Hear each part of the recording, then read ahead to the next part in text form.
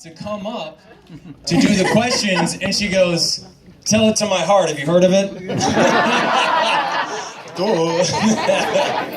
Isn't he cute? Hey, He goes, "What's my cue?" I go, "Tell it to my heart." Like that's your cue. Man, they don't make them like they used to. That's, am I right? Wow. Thank you so much. I wish you were wearing jeans so I could say, "How you get all that in them jeans?" But I wore leather instead. yeah, leather will do. Leather and heels will do. Leather. Thank you so much for doing this. We are so excited to see you tomorrow night at Fair Park, right, guys? We got a chance to get some audience questions before, while everyone was lined up. So if I call your name, please raise your hand so we can identify you and celebrate you. Don't get skittish. This one was my favorite one. So David in Dallas. Where's David? David right there. What's up, David? How you doing, man? David wants to know, and so do I. Here we go. Is this loaded? How did you end up with a wolf for a pet?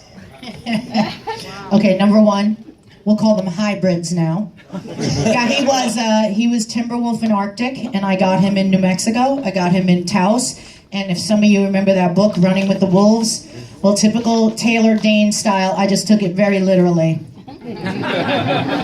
And over there in Taos and Santa Fe and all that, where I was spending considerable amount of time figuring out how to hike and pray at the same time, the wolf kind of came in, and T-Con was with me a beautiful 9 years.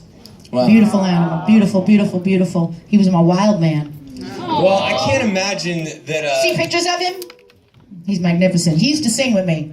Okay, so they are, literally, the sounds you hear when you hear coyotes and wolves, they literally are communicating with each other. So when I used to go, woo, he'd go, woo, and I go, woo, and he'd go, woo, and I go, woo, and he'd go, woo, woo, woo. We would do this thing. It was unbelievable. They were like, well, why aren't the coyotes going to your problem? I go, because I got a fucking wolf. What are you coming up here for? I live in L.A. I go, they ain't coming up here. He goes, but you got a little terrier. You have a Yorkie and a Maltese. I go, they ain't going to mess with that. They got T-Cons like, hey, come on up. Let me just smell you. Let me just talk to you. That's how they are. We're taking this thing to Vegas. I'm telling you right now. Let's just I'm telling you right now. But we'll take that question because he was a beautiful thing. Beautiful, beautiful creature. Well, I learned very quickly that, everyone takes direction from you, as they should, so a wolf should be no problem, right? Oh, hell no. I was not the alpha. The minute that thing got, like, a little big, he was like, I'm going to be the alpha. I'm like, oh, no, this is going to be hard. It was a struggle. That's adorable. Where is Corey from Dallas? Corey, right here, right up front. Hi. These two right here, I think, won the night. Sorry, everybody else. They had it going right here. So. Love it. Hey, Corey. Corey wants to know, and I'm imagining that this is musicians or not, or anyone else, right? She wants to know what or who are your biggest inspirations? Influences, inspirations. Well, I grew up in New York. I grew up in Long Island, and the radio was WABC. So that, my friends, in the 70s was everything eclectic you can imagine, from Bill Withers, like Lean On Me, to The Temptations, to Ohio players like Fire.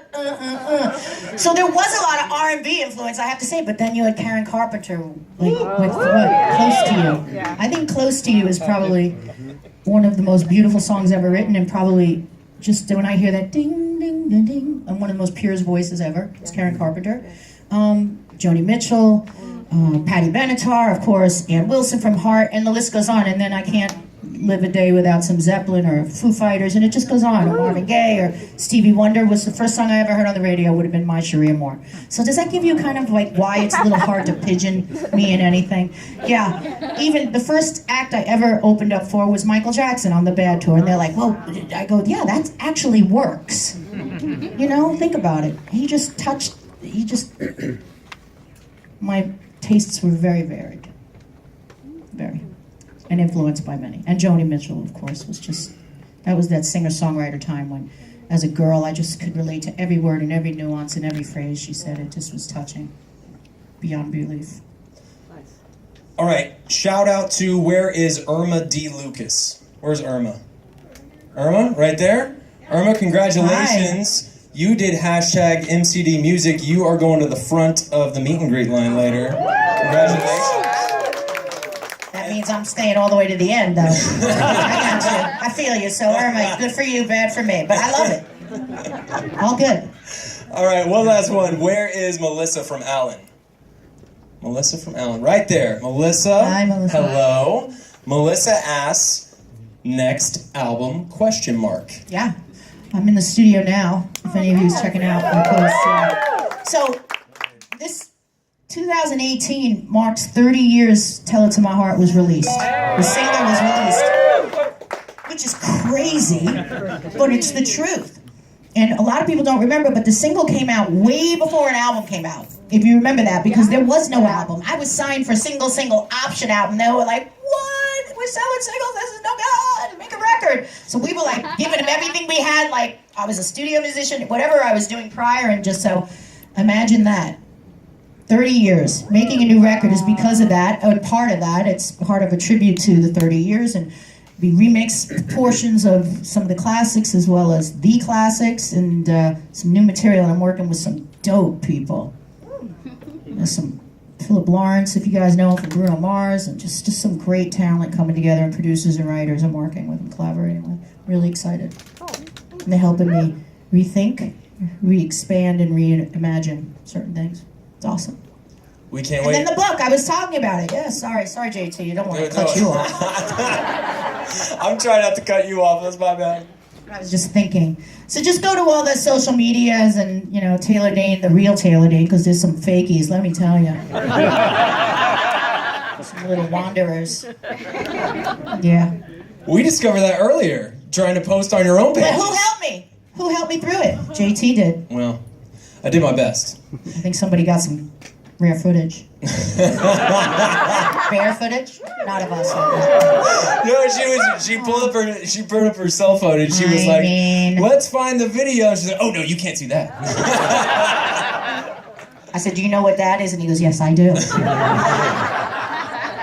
Yes, Miss Taylor.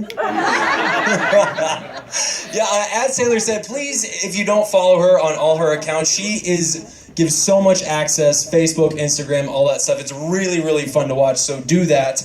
And Taylor is going to take a quick breather while we get everybody lined up to do the meet and greet with the pictures. I'll be 2 seconds, so the quicker you are, we'll do it, and we'll get all photos for everybody. All right, we're good. We're good. We'll line them up. I'll come get you. Okay. Thank you guys so much. Great question.